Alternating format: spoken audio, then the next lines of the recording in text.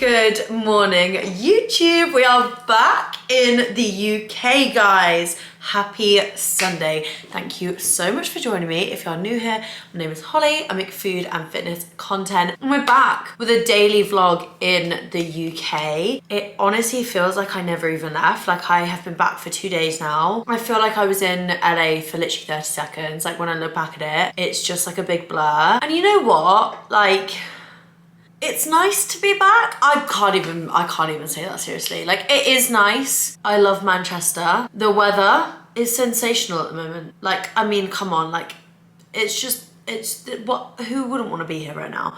But anyway, we're not going to dwell on missing LA too much because, guys, we're focusing on the next step ahead of us right now, and that is the marathon that I'm running next Sunday. I cannot believe it is literally next Sunday. It feels like it's been such a long time coming, but also I can't believe it's next week. Like, it's just crazy. So for this week's video, I'm gonna be showing you guys what I'm getting up to and how I'm training a week before the marathon. So we are also gonna be doing a full day of eating too, because we know that I was enjoying a lot of treats in LA and there was no harm in that. However, my PCOS, there is some actual harm in that.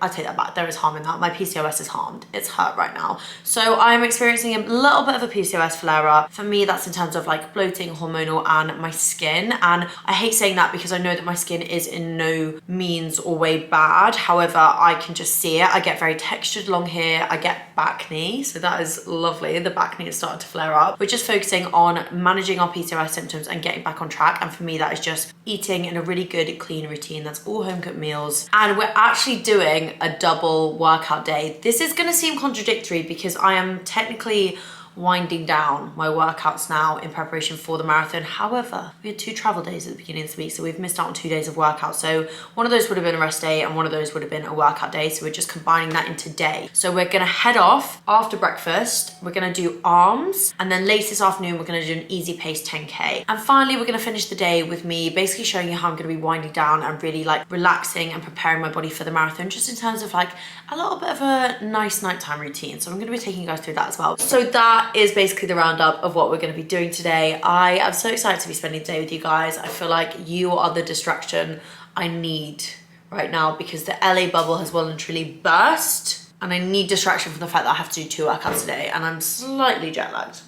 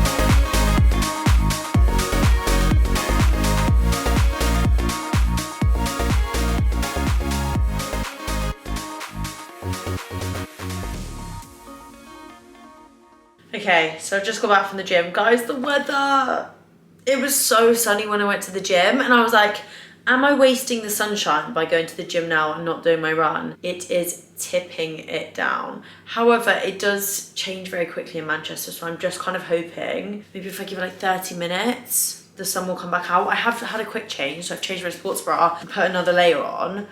But let's talk about the gym session because, guys, my arm strength has, what it feels like, it's improved drastically. I don't know if you remember, but a few vlogs ago when I was at home, I was doing an arm day and I was like, I'm gonna go for the 12s, and I couldn't even do the 8s. Like I couldn't get the 8s up. And today the 10s were literally flying. Like they felt easy. I felt strong and I feel good. You would have seen that workout was extremely short. It was actually 4 exercises. Then I did 15 minutes of stretching afterwards because we're not doing a lot this week. We're trying to keep our body like well rested and well energized. But it has got me super excited for training post-marathon because I feel like if my strength has increased that much, not focusing on strength training, if we focus on it after marathon, who knows? So I'm gonna have a quick pre-workout snack and then I'll see you guys on the run.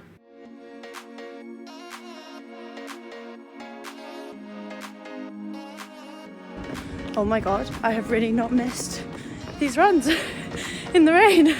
It was like fine for like 30 seconds and now it's taking it down, which is great, but going a little bit too fast, I think. It's just because of the rain. I'm just gonna try to slow it down, but yeah, it's disgusting. Right, we're 3.5 kilometers in, feeling really, really good now. The rain's gonna stop a bit, which is nice. We've just hit 6k. We are on our way back home. I'm feeling so good. This is probably my favourite run I've actually had in so long. Like I feel like running just felt really hard last week, and it's definitely to do with my hormones. I was like kind of on my cycle, so it just goes to show, doesn't it, that you like give it a week and you'll be back feeling as good as new.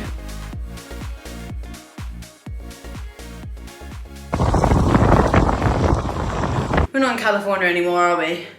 Jesus. That ticked off. Okay, I wasn't going at as easy a pace as I probably should have, but the weather was really bad and I do actually have a therapy session. So it was 10 kilometers 28 in the end, and I did that in 58 minutes 52, and I feel really good. Like I haven't had a run where I finished and had energy at the end for so long. Like I feel like last week I spoke about it on Instagram and I was just exhausted. I was just so burnt out and I was finishing my runs. I was feeling really rubbish and I wasn't feeling good. So, but yeah, now I'm gonna stretch. I'm actually gonna pop some hair mask in because it is hair wash day, and if that wasn't a sign to wash my hair, I don't know what is.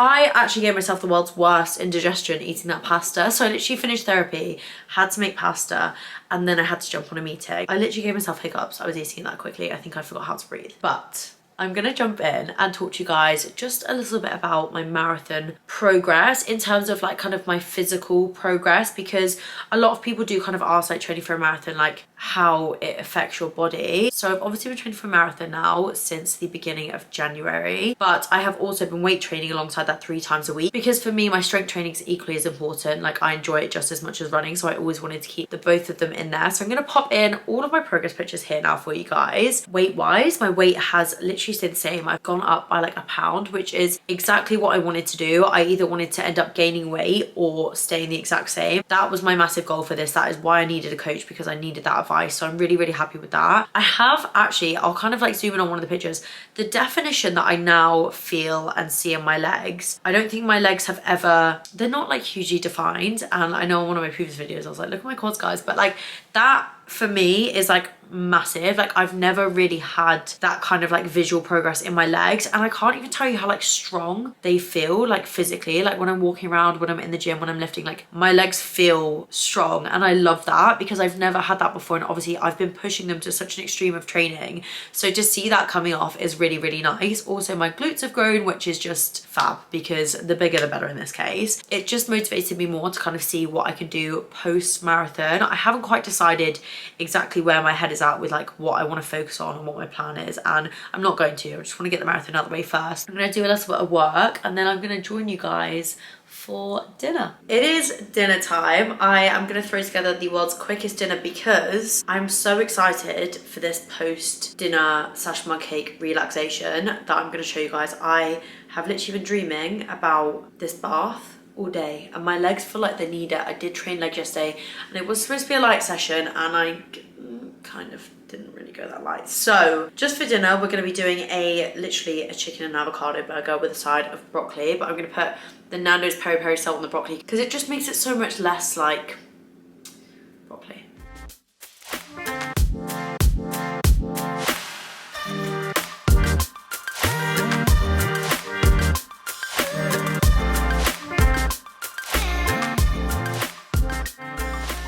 Okay, it's bath time. If you can't tell from my smile, I am so excited. I'm just so ready to like submerge myself in the water. But we're going to be adding something special to our bath. So I have been using Westland bath salts all throughout my marathon journey. If you guys follow me on Instagram, you will have seen that I've done multiple stories using them. I've also been using them literally for like years. Like my mum got me into them. Anytime I had a netball match or I had muscle DOMs from the gym when I lived at home, my mum would always be like, have a bath with some bath salts because they literally cure everything. And we always use Westland bath salts and they are very kindly sponsoring this portion of the video, which is such a little like full circle moment because I have genuinely been using them for the longest amount of time. So today's bath salts of choice, which are very fitting for me right now, we're going to be using the Reviving Epsom bath salts. These help soothe and relax your muscles. This is exactly what I need running up to the marathon. Like I did 50 minutes of stretching earlier and I'm really trying to focus on my recovery because when I get to Paris next Sunday and I step on that start line, I need to know that my body is well rested and in the best position possible to perform at the highest level possible. So this is really, really going to help me. These are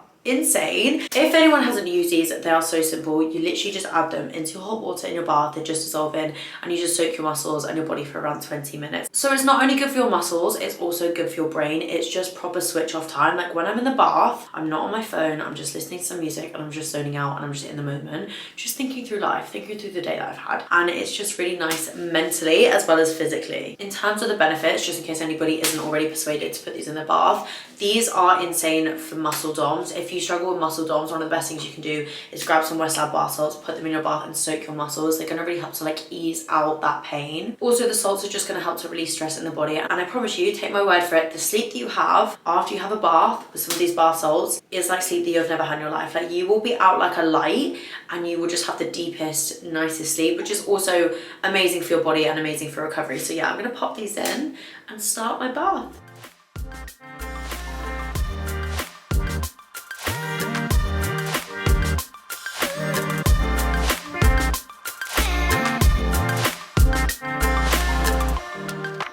I feel like I have been reborn. My muscles feel fresh, rejuvenated.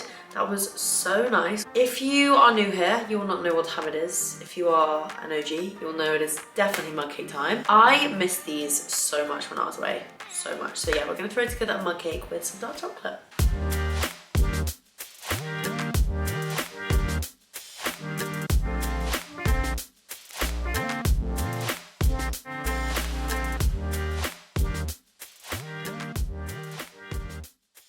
Mug cake is looking delish as per usual.